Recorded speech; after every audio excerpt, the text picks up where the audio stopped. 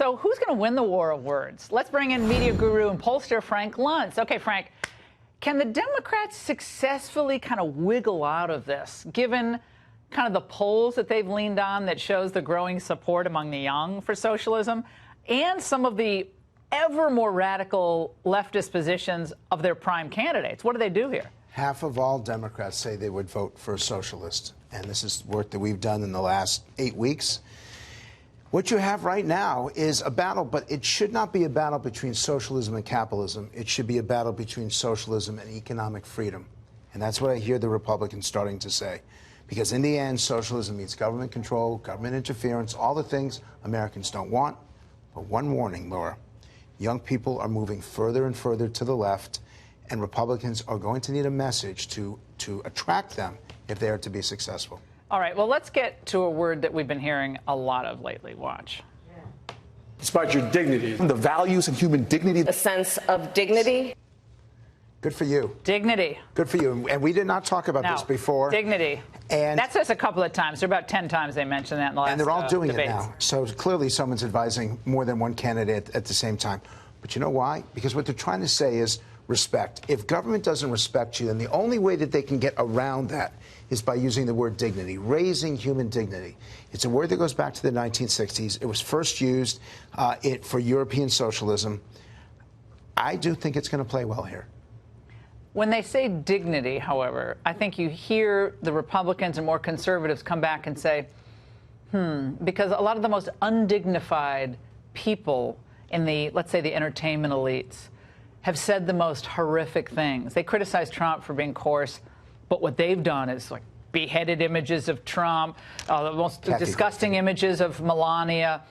And Trump hasn't even gone there yet. I mean, he hasn't gone to, oh, really? Dignity? Is this dignified? Or infanticide? Is that dignified? But they're using dignity as a way to support their government intervention. To them, dignity is welfare. Dignity is food stamps. Dignity is more government providing more services to people. That's how they define it. And Republicans say, for us, dignity is the right to determine your own destiny without government interference. Dignity is freedom, the ability to make your own decisions yourselves. Now, Frank, I want you to listen to another phrase I think the Dems are hanging on. Watch.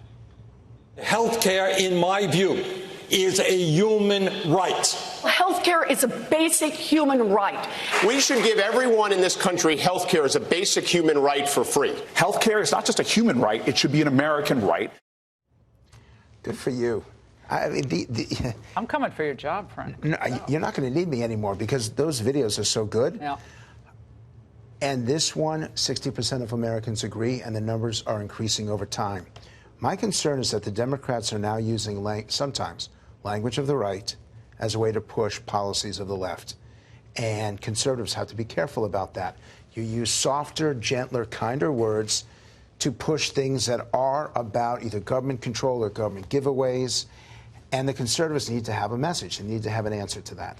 Because when something is a human right, I think it was Charles Murray, I can't remember, maybe it was Victor Davis Hanson. When something's a human right, you don't have to debate it anymore. So if it's a human right, there's no debate. You have to give it to them. And you must be cruel or inhuman. Yeah, you're horrible if you don't think that everyone deserves a certain level of health care, a certain level of income, correct? And you just used the phrase, everyone deserves. And I've been criticized about this because I know that conservatives believe that things aren't a right. Life, liberty, the pursuit of happiness. Those are God-given rights, but these other things are not. So I came up with the language you deserve, and I had people on the right saying, Frank, don't do this. It's not right. Oh, interesting. Okay, finally, here's the message I think that Trump and his supporters and some of his surrogates will be pumping out.